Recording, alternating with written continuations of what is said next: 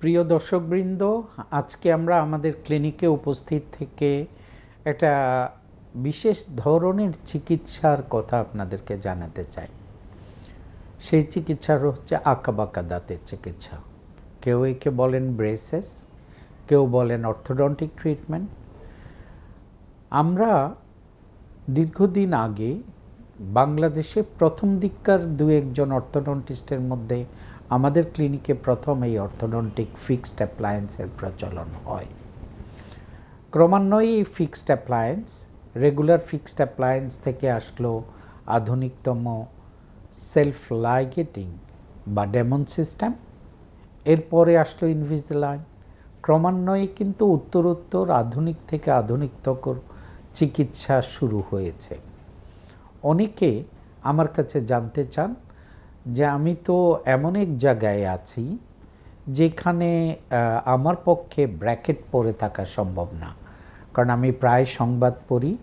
এই সংবাদ পড়তে যেয়ে আমার দাঁতের মধ্যে ব্রেসেস আমি দেখতে চাই না। এই ধরনের পেশেন্টের জন্য যারা মিডিয়াতে কাজ করেন, যারা ফ্রন্ট লাইনে কাজ করেন, যাদেরকে প্রতি মুহূর্তে ক্যামেরার সামনে দাঁড়াতে হয়, তাদের জন্য নতুন পদ্ধতি এসেছে, সেটাকে বলে ইনভিজিলাইন, যেটা একটা সুপার কম্পিউটার আমাদের অনেকগুলো কেসকে ইভ্যালুয়েট করে একটা নতুন সিস্টেম তৈরি করে দিয়েছে কতগুলো ট্রের মাধ্যমে। এই ট্রেগুলোর কাজ হচ্ছে আপনি প্রতি সপ্তাহে একটা করে পড়বেন এবং 2 সপ্তাহ পর পর আমাদেরকে দেখাবেন। এইভাবে হয়তো ধরেন 100টা ট্রে আসলো, তাহলে হচ্ছে আমাদেরকে প্রায় 100 সপ্তাহ কাজ করতে হবে। এরপরে এবং ক্রমান্বয়ে তার ডেভেলপমেন্টটা আমাদেরকে অ্যাসেস করতে হবে। কখনো যদি আমাদের মনে হয় এটা ঠিকমতো কাজ করছে না, তাহলে আমরা এটা সুপার কম্পিউটারকে পরবর্তী ছবি তুলে পাঠিয়ে দেই, তিনি আবার ডিসিশন দিয়ে দেন এইটা এই পজিশনে আসার পর এইভাবে কাজ করতে হবে। এর বিশেষত্ব কয়েকটা। প্রথম বিশেষত্ব হচ্ছে আপনাকে কোনো ব্র্যাকেট পড়তে হচ্ছে না, মেটাল ব্র্যাকেট যেটা আপনি দেখতে পান। ইভেন যেটা দাঁতের রঙের হোয়াইট ব্র্যাকেট সেটাও পড়তে হচ্ছে না, ট্রান্সপারেন্ট ব্র্যাকেটও পড়তে হচ্ছে না, তারও পড়তে হচ্ছে না, অথচ আপনার দাঁতটা সোজা হয়ে যাচ্ছে। একটা কথা মনে রাখতে হবে, অর্থোডন্টিক চিকিৎসা বাংলাদেশের মানুষ মূলত ককেশিয়ান ফেস, যেহেতু পারস্যর সাথে আমাদের শূদ্রদের মিলনে এই ধরনের একটা ফেস তৈরি হয়েছে, সেই জন্য এই ধরনের ফেসে সাধারণত দাঁত ফেলতে হয়। আমার প্রায় 40 বছরের অভিজ্ঞতা থেকে আমি বলতে পারি নন এক্সট্রাকশন এই ধরনের ফেসে কার্যকর হয় না। তো আবার উল্টো আছে, যেমন ধরেন মঙ্গোলিয়ান ফেস। আমাদের দেশে যারা উপজাতীয় আছেন, দয়া করে উপজাতীয়রা আমার কথা একটু বিব্রত হবেন না, কারণ আমি শুধুমাত্র ওনাদেরকে চেনানোর জন্য এই শব্দটা ব্যবহার করলাম। ইনারা যা করতে পারেন, ইনাদের ক্ষেত্রে আমরা কিন্তু নন এক্সট্রাকশন প্রচুর কাজ করতে পারি, কারণ ওনাদের জটাকে অনেক বড় করা সম্ভব। এই বড় করা দিয়ে আমরা যেই স্পেস দরকার সেটাকে ব্যবহার করতে পারি। তার মানে দেখা যাচ্ছে আমাদের অর্থোডন্টিক চিকিৎসায় বর্তমানে আমাদের ক্লিনিকে আমরা 3টা পদ্ধতি ব্যবহার করছি। একটা হচ্ছে রেগুলার ব্রেসেস, যেটা দীর্ঘদিন থেকে হয়ে আসছে। এখানেও দাঁত ফেলতে হবে, ব্র্যাকেট লাগাতে হবে, তার পরতে হবে। সেই ব্র্যাকেটটা মেটালেরও হতে পারে, ট্রান্সপারেন্টও হতে পারে, হোয়াইটও হতে পারে। যে কোনো ধরনের ব্র্যাকেট দিয়েই এই চিকিৎসাটা করা সম্ভব। তবে মনে রাখবেন, এখানে আপনারা যেরকম টাইলসের মধ্যে রেগুলার কাট আর লেজার কাটের ডিফারেন্স বুঝতে পারেন, এই ব্র্যাকেট দিয়ে ফিনিশিংয়ের ক্ষেত্রে এই ধরনের একটু অসুবিধা হইতে পারে।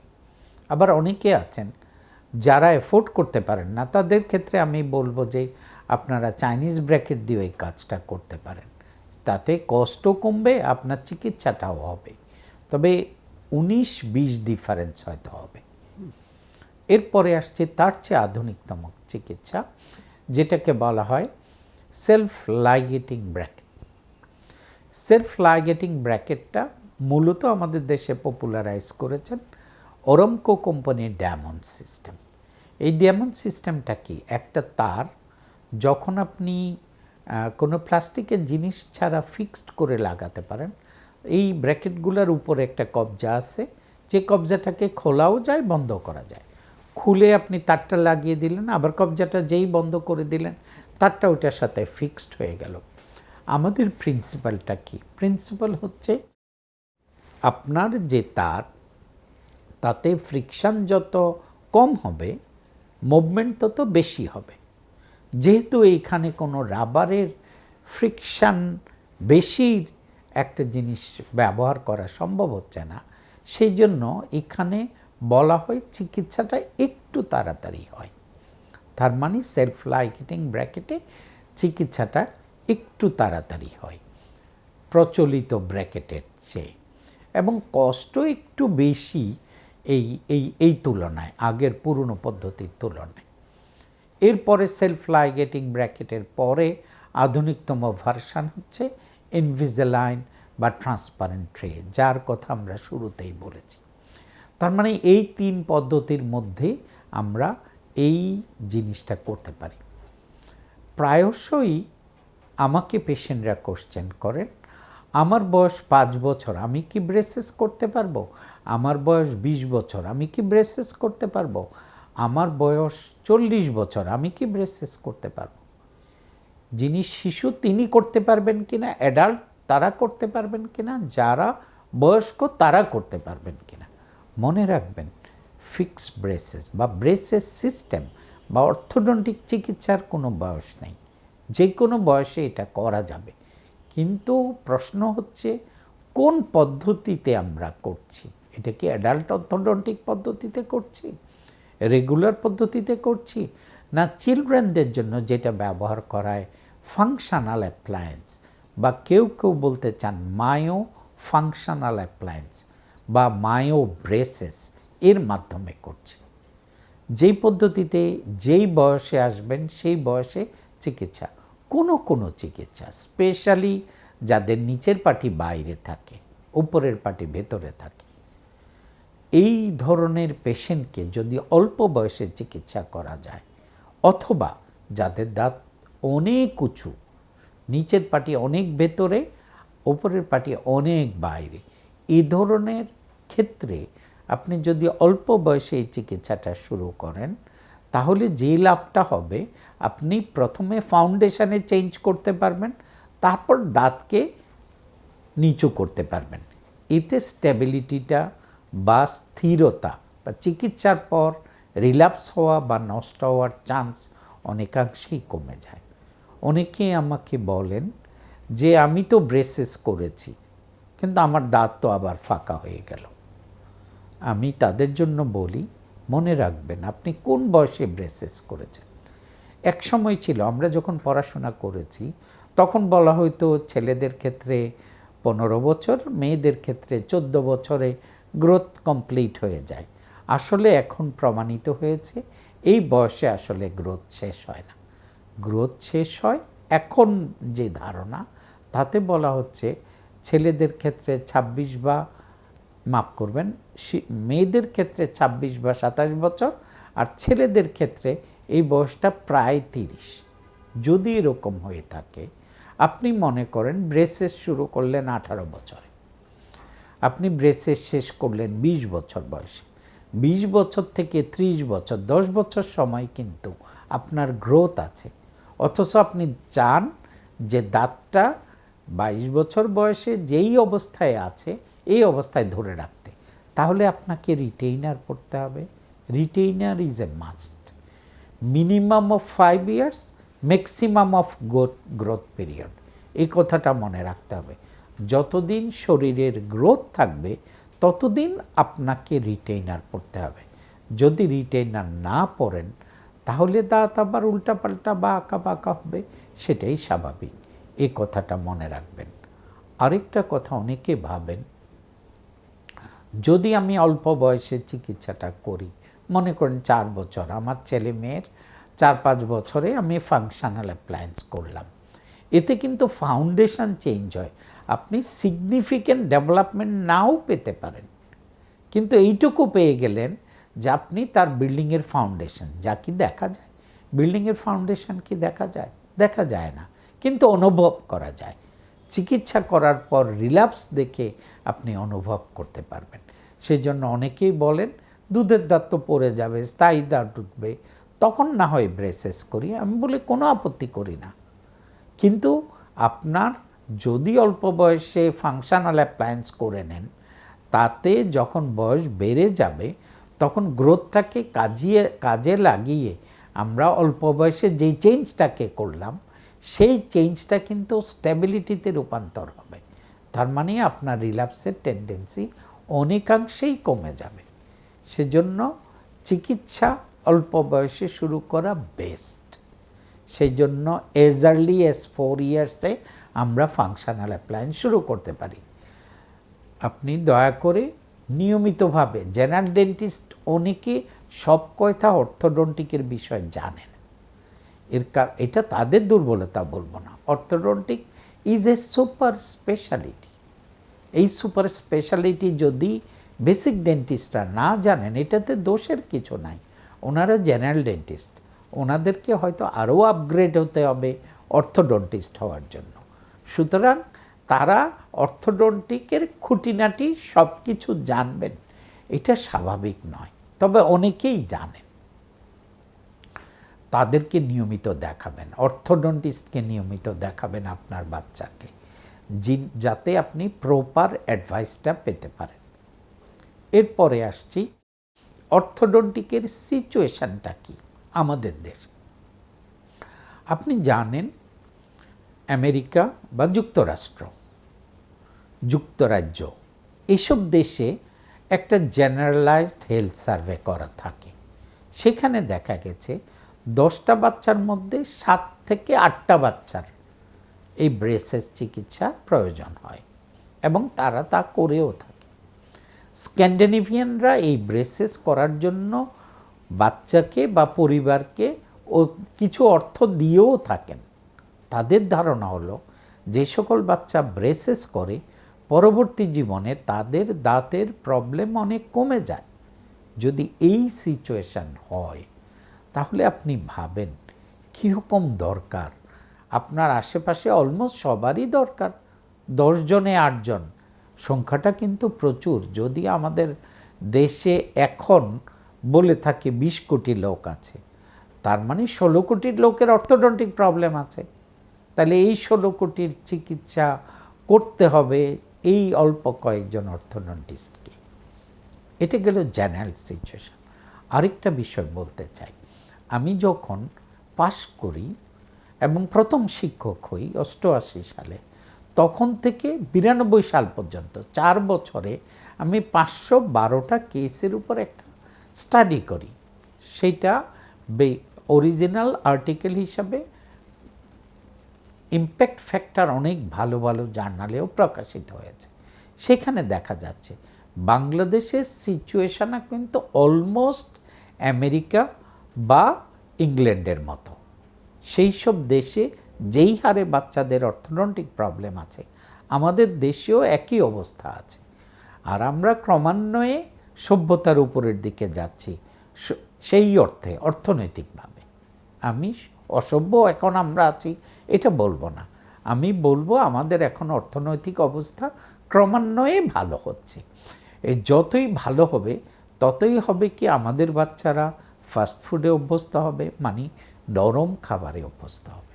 নরম খেলে আপনি দেখেন আপনার মাসেলটা যদি এক্সারসাইজ করেন তাহলে ফুলে উঠবে, ফুললে জটাও বড় হবে। কিন্তু আপনার মাসেলটাকে যদি এক্সারসাইজ না করেন তাহলে কি মাসেলটা ফুলবে না। ফলে কি হয়েছে, নরম খাবার খাওয়ার জন্য আমাদের বাচ্চাটার জটা ক্রমান্বয়ে ছোট হয়ে যাচ্ছে। এতে আকেল দাঁতের সমস্যা এবং আঁকাবাঁকা দাঁতের সমস্যা প্রধানত তৈরি হচ্ছে। এরপরেও আরও অনেক কারণ আছে। বিশেষ কারণ যেটা আমি উল্লেখ করতে চাই, মনে করেন স্বামী একটা পরিবার থেকে এসছেন, স্ত্রী অন্য পরিবার থেকে। যখন এই দুইজনের সম্মিলন ঘটে তখন নতুন যে বাচ্চাটা জন্মগ্রহণ করলো তিনি যদি ভালো দাঁত নিয়ে জন্মগ্রহণ করেন আমাদের সৌভাগ্য, কিন্তু যদি এমন হয় জটা একটু বড়, দাঁতগুলো একটু ছোট ছোট, তাহলে ফাঁকা দাঁত।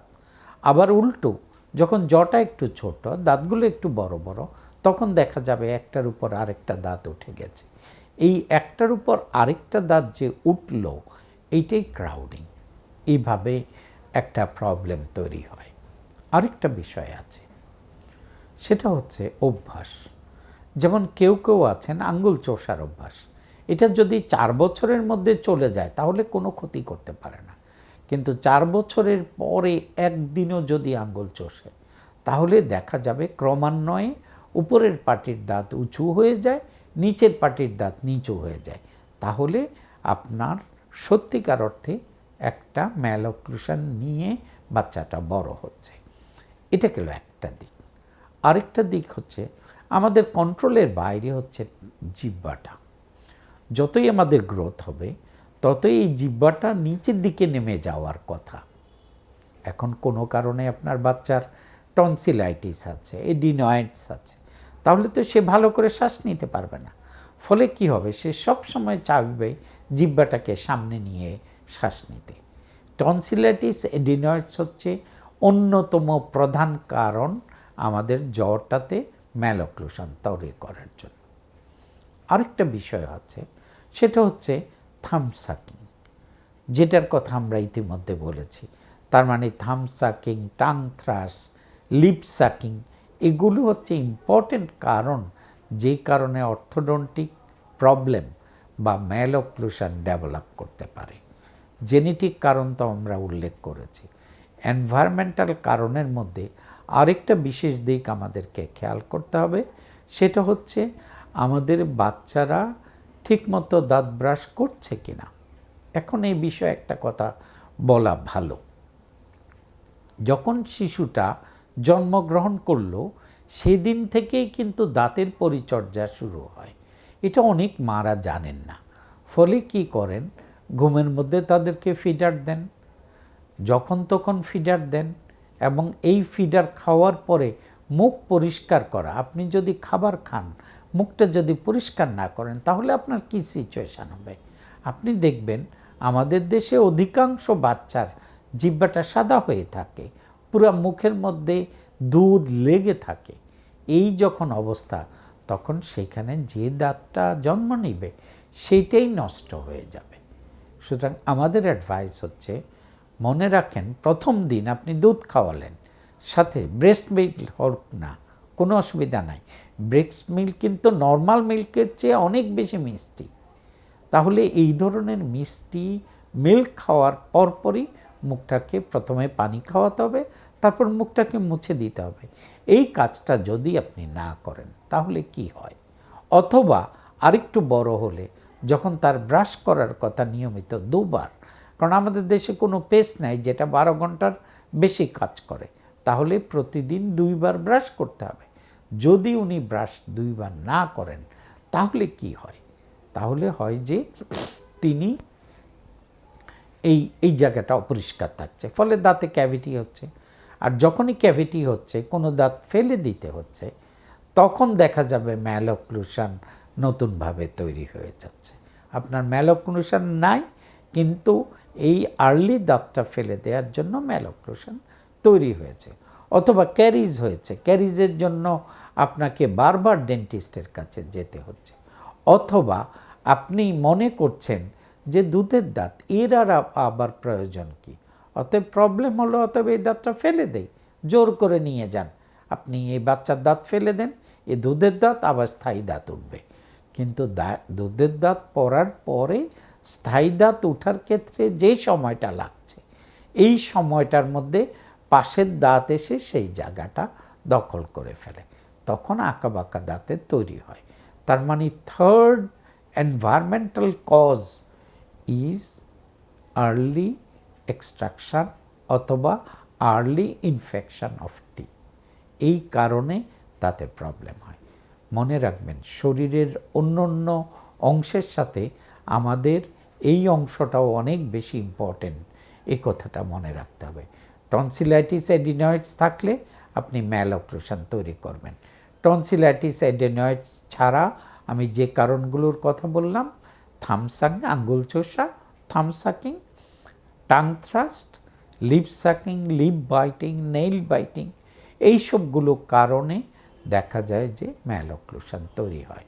সুতরাং এই সকল কিছু অ্যাভয়েড করার চেষ্টা করলে অনেক ম্যালঅক্লুশনই প্রতিরোধ করা সম্ভব।